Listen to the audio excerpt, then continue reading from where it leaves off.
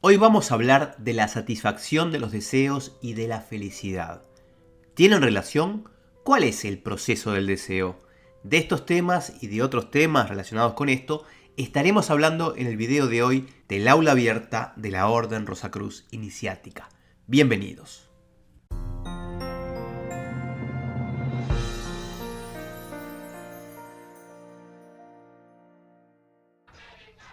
En la película clásica de Berlanga, Bienvenido Mr. Marshall de 1953, hay una escena maravillosa donde las autoridades, ante la llegada inminente de los norteamericanos y creyendo que estos les iban a favorecer a través del Plan Marshall, le preguntan a cada uno de los habitantes del pueblo: ¿qué quiere usted? Y a esto cada uno expresa su deseo, esperando que alguien, en este caso los americanos, se los pueda conceder. Veamos un extracto de esta recordada película. Venga, ¿qué pides? Yo quiero 20 sacos de abono para las patatas. Gracias. Una azada nueva, un cabezal y un reloj de esos de paja. Será una jaula. No, un reloj. No puede ser.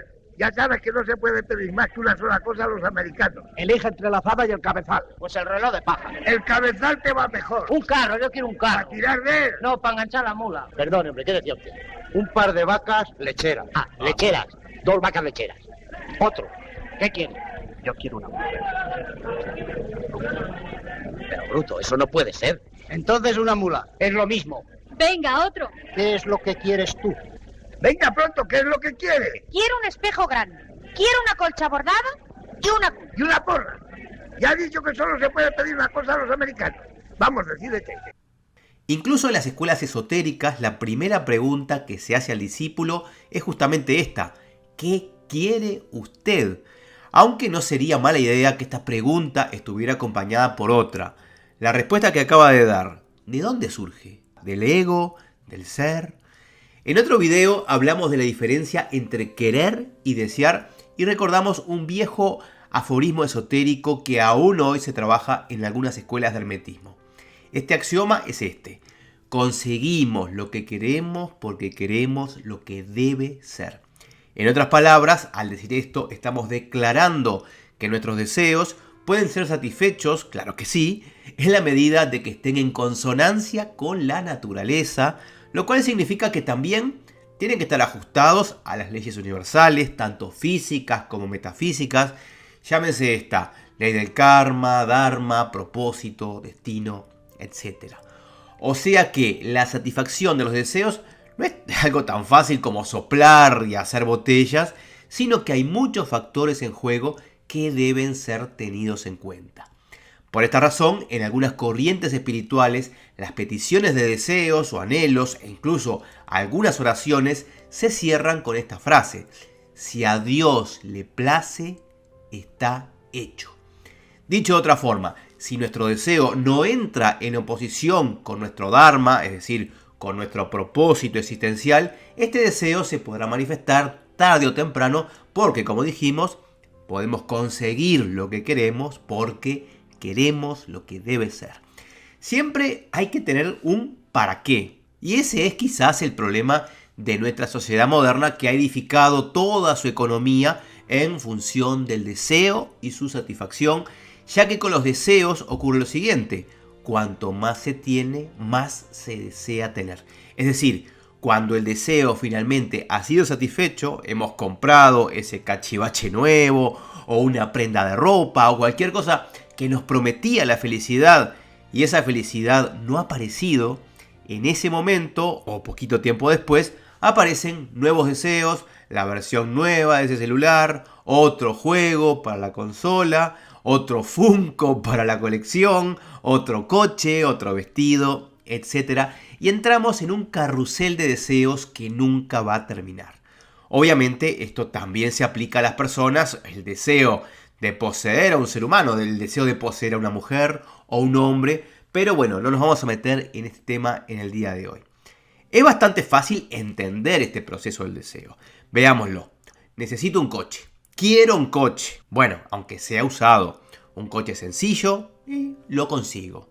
Quiero un coche usado ahora, pero un poquito mejor. Y lo consigo.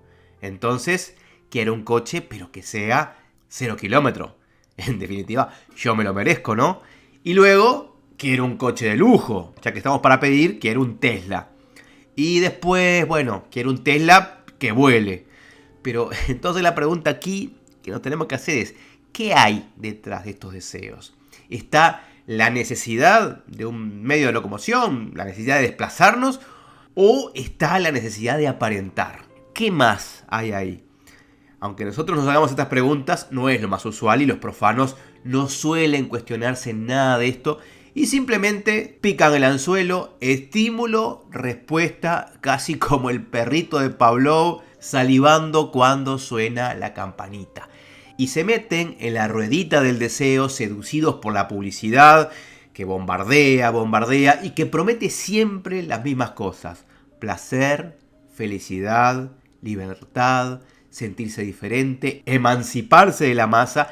Y de este modo van corriendo y corriendo como la ratita, poniendo sus mejores esfuerzos, invirtiendo su tiempo y su dinero para no llegar a ninguna parte.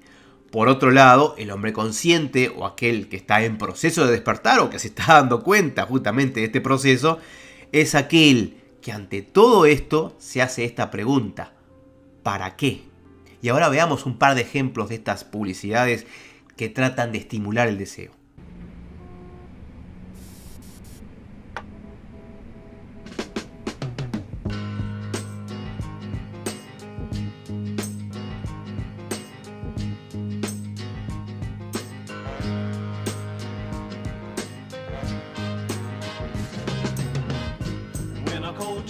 Begins to burn at your very soul. That's the sweet touch of love. Oh, when just a drop of a name begins to sting your very toe. That's the sweet touch of love. Oh, yes it is. Just the thought. Es un andar sin final que lleva la verdad, por eso la búsqueda jamás terminará.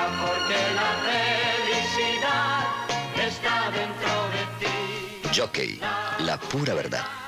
Vivimos en una sociedad de consumo y es inevitable consumir, por lo cual es necesario pasar de un consumo inconsciente, es decir, un consumo en el cual somos marionetas de la publicidad, de la opinión pública, de las modas, y pasar entonces a un consumo consciente, a observar con detenimiento nuestros hábitos de consumo, lo que compramos, lo que comemos, lo que desechamos.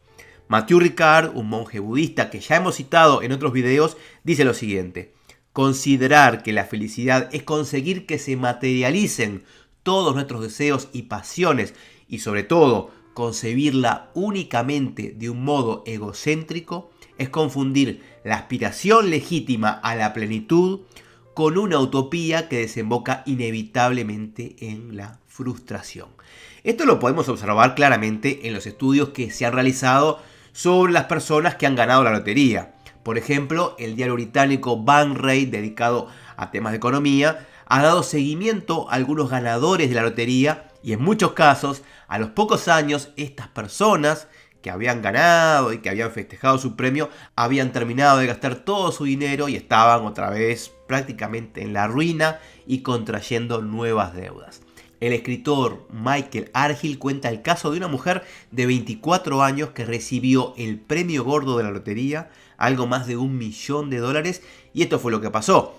Dejó de trabajar y acabó por aburrirse. Se compró una casa nueva en un barrio elegante, lo cual la alejó de sus amigos. Se compró un buen coche, aunque no sabía conducir. Se compró infinidad de ropa, gran parte de la cual no salió nunca de sus armarios.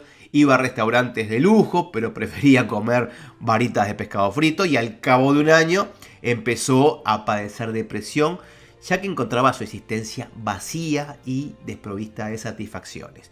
Este no es el único caso y los estudios de seguimiento a estos nuevos ricos siempre llegan a la misma conclusión.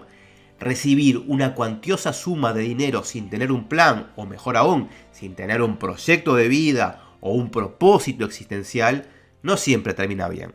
De hecho, la Lotería Europea, la Euromillones, tiene un equipo de psicólogos y gestores que acompañan y asesoran a los ganadores para darle el necesario apoyo psicológico a fin de que se adapte a sus nuevas condiciones de vida. Teniendo en cuenta todo esto que venimos viendo, tenemos que considerar a la satisfacción de deseos como un arma de doble filo. Imaginemos que somos fanáticos del fútbol, en particular de un equipo de fútbol, y todas las semanas vamos a la cancha a ver a nuestro equipo. Vamos a imaginar que ese equipo es por ejemplo, el Chacarita Juniors. Y somos muy fanáticos, hinchas a muerte del Chaca, forofos como dicen en España. Y supongamos que una tarde vamos caminando y ¡zas! Nos encontramos la lámpara de Aladino. Y como somos funebreros de ley, bueno, ¿qué le vamos a pedir a la lámpara? Bueno, que Chacarita gane siempre, obvio. Y en el primer partido, bueno, vamos a la cancha, gritamos los goles, nos entusiasmamos, cantamos, estamos felices y el Chaca termina ganando por goleada. El segundo partido la pasamos bien, otra vez ganamos, bueno, disfrutamos, pero en el tercero y el cuarto seguimos ganando y el ánimo empieza a decaer, no hay tanto entusiasmo. ¿Por qué? La pregunta es ¿por qué? Porque no es divertido ganar siempre. No hay sentido en enfrentar a otros equipos sabiendo que siempre vamos a ganar. ¿Y qué va a pasar en el quinto o sexto partido? Bueno, ya dejaremos de ir a la cancha. Esto lo podemos aplicar perfectamente a nuestra vida. No es necesariamente bueno satisfacer todos los deseos, que todo nos salga bien, que no tengamos ninguna caída, porque finalmente vamos a llegar a esto, al tedio, al aburrimiento. Y bueno, en este sentido, los que vieron la popular y polémica serie del Juego del Calamar van a recordar el último capítulo. Aquí, alerta, spoiler. Y decía, cuando el viejo millonario le revelaba al protagonista lo siguiente: si tienes demasiado dinero, no importa lo que compres, comas o bebas, todo se vuelve aburrido al final. Y como fruto de ese profundo tedio y al no encontrar nada que lo motivara o conmoviera, ese millonario inventó el juego macabro del calamar, donde morían decenas de personas simplemente para intentar salir de su condición y ganar dinero. En la reciente película de la DC, Wonder Woman 1984, hay algo parecido. El eje de la historia es un objeto mágico, la piedra de los sueños, la cual puede otorgar cualquier deseo, pero siempre a cambio de algo que aprecias. La película es bastante interesante y aunque no es una película que la gente vaya a ver para pensar, a mí sin embargo me llevó a la reflexión y a centrarme justamente en todo esto que venimos comentando.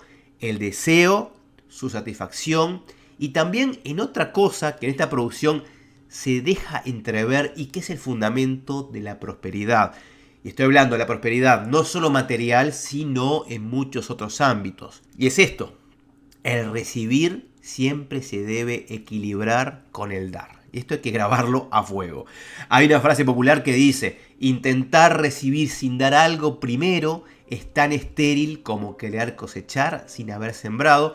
Lo cual nos recuerda que dar y recibir son las dos caras de una misma moneda, dos polos de una misma energía que busca el equilibrio. En la medida que damos, recibimos.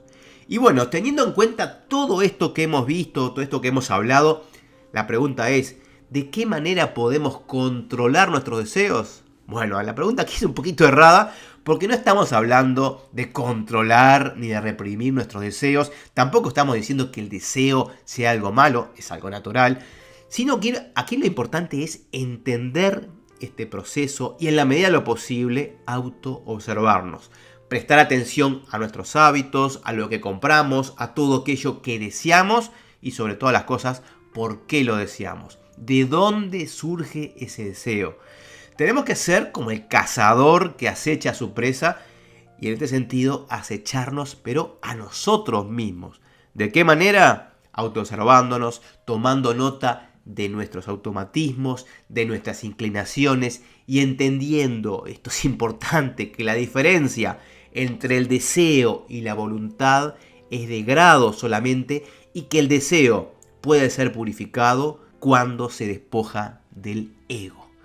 Gracias a todos por acompañarnos en esta aula abierta. El tema es mucho más amplio y si les interesa lo seguiremos abordando en este canal. Ahora simplemente me queda saludarlos a todos y mandarles mis mejores deseos de paz profunda.